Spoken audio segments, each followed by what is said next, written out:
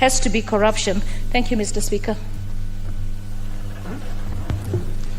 Honorable members, allow me to welcome the youngest member of this House, the Honorable John Juguna Wanjiku, the member for Kiambaa, to make his maiden address to the House. You are most welcome to the House. Thank you. The Honorable John. Thank you, Mr. Speaker. Let me start by saying I rise to support the second viewing. Yes, the Honorable John, just keep your mask on, please. Yes, and you will not be interrupted during your speech. Thank so you. Take your time. Thank you, Mr. Speaker. I start by saying I rise to support the second reading of this bill, and I would like to make some contributions towards it. Mr. Speaker, the majority of low-income Kenyans lack medical insurance, forcing to pay hospital bills out of pockets, leaving families vulnerable in the face of high treatment costs. It is from this background that I stand here to support this bill. This because informal workers who are currently paying 500 shillings in the NHIF monthly contribution will be cut to 300 shillings, making the scheme affordable to the low-income card who constitute a majority of the hustlers in this country. This move should help set as many people in the category as possible so as to afford them the opportunity to enjoy in the aspiration of UHC. I reckon that informal workers paid 350 in a monthly contribution.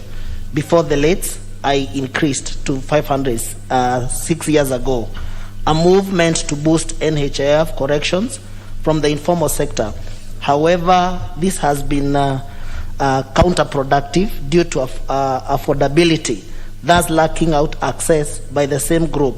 These are groups whose daily troubles include access to food, thus they cannot be trapped into a high monthly subscription.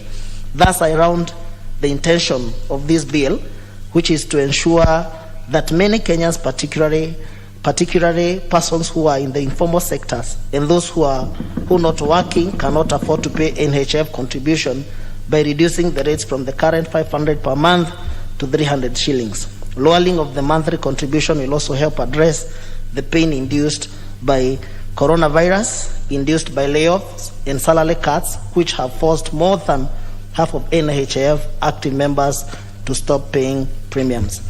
Mr. Speaker, today being I therefore support being my first day, I would like to digress a little bit and also take this opportunity to thank the great people of Kiambaa, for believing in me and for supporting me and trusting me with their votes.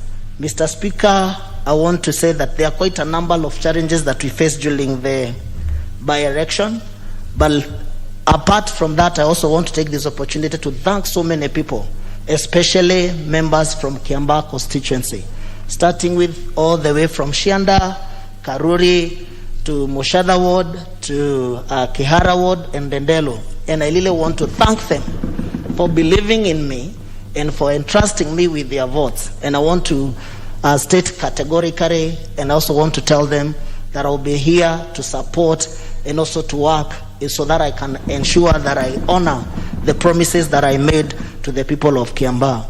Mr. Speaker, I would also want to thank special people who came in to support us.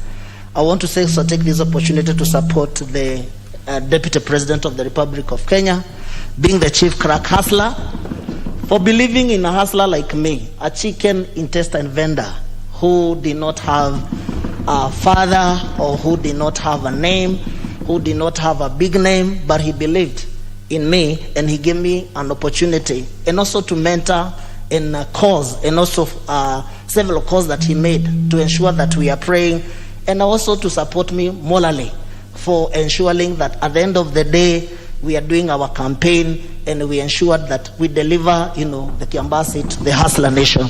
I seriously appreciate and thank the Deputy President. Secondly, there are other hustlers generally from the Republic of Kenya who are supporting the hustler nation and hustler narrative. Generals from this house, starting from Mheshimiwa Honorable Dede Nyoro, Mheshimiwa Kimani Ichung'wah, Mheshimiwa Rigathi Gachagua, Mheshimiwa George Kariuki, Mheshimiwa Jane Kihara, and also for supporting me and believing also in me. They gave me an opportunity to market myself to the Kiambaa people, to sell my ideas. Some of them being ensuring that we will ensure that we give bursary to the people of Kiambaa in a transparency manner that has never happened before. Ensuring that we're gonna increase and ensure that we ensure that we model and we build schools that will help the Kiambaa people, so that at the end of the day we can be able to take our kids to a good environment where our students and how our children will be going to school too. I also want to take this opportunity to thank the UDA party. They gave me an opportunity without asking me 1,000,001 questions. I would want to thank the Madam SG, Veronica Maina, because the first day that there was a by-election, I went to her office and she believed in me and gave me an opportunity, to be heard. And from that, today is a story. Today, I'm a member of parliament for Kiambaa, a constituency that we have never had an opportunity, to erect a young member of parliament, being the first young member of parliament from Kiambaa constituency. I take that opportunity to thank them. I also want to thank the women of Kenya, and especially for Kiambaa. It is the first time the single mothers from Kiambaa constituencies, I want to tell them that it doesn't matter the challenges that you are facing today. It doesn't matter as you bring up those young kids. It doesn't matter who is their father. It doesn't matter where the families that they come from. But I want to encourage them that wherever they are, and this one I also want to sincerely thank even if she's not around, my late mother, Ka-Wanjiku Karanja, for believing in me also, and also giving me an opportunity, and also bringing me up in a manner that, other kids, are being brought up in. So I want to take that opportunity to thank the women of this great republic and tell them that they can still, their children, they can still make it. If I made it to be a member of parliament for Kiambaa, it doesn't matter where you are coming from. One day, as long as you have a dream, as long as you have a vision, as long as you have something, you have your faith in God, one day you become what you believe in. I will also thank the Almighty God, for keeping me alive, and also for ensuring that the kind of a direction that we witnessed in Kiambaa constituency, Mr. Speaker, I take this opportunity to seriously and condemn, that the government for bringing up machineries that we have never witnessed before in Kiambaa. Kiambaa election is a very peaceful area. We have never had, violence before. But some of the cars, the chiefs being in uniforms, coming to bribe people. And I would like to ask the government of the Republic of Kenya, allow Kenyans to make their own decision when it comes their democratic right to elect the leaders that they want them to represent them, whether in parliament, whether in the National Assembly, whether in the Senate, or whether it is the president. Let us give the Kenyans an opportunity to democratically exercise their democratic right without influencing.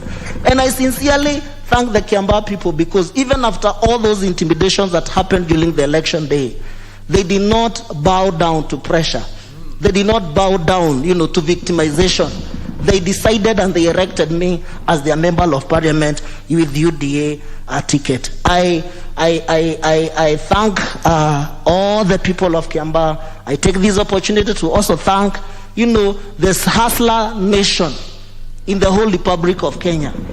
And I want to tell them, if they had any doubt that the hustler nation is real, I'm a good example, Mr. Speaker, that the hustler nation is real. I was a chicken intestine vendor. I got an opportunity. I had a dream that I never thought that maybe one day I'll be a member of parliament. And today God has made it possible. So the hustler nation, and when it all start talking about bottom-up thing or economic, it is true that you can start from somewhere and you become something in this Republic of Kenya. Thank you, Mr. Speaker. I stand to support. You are most welcome to the House, the Honorable Ka-Wanjiku, and thank you for believing in the beauty of your dreams. And I wish you well. I also wish the people of Kiambaa well as you lead them. May God bless you. We shall have now contribution from the Honorable Obo Mohammed, member for Lamu. She's not in the House. The Honorable Mizigi Mneni, member for Taita. Thank you, Mr. Speaker. And from the onset, I wish to take this opportunity to congratulate the newest kid on the block in Parliament,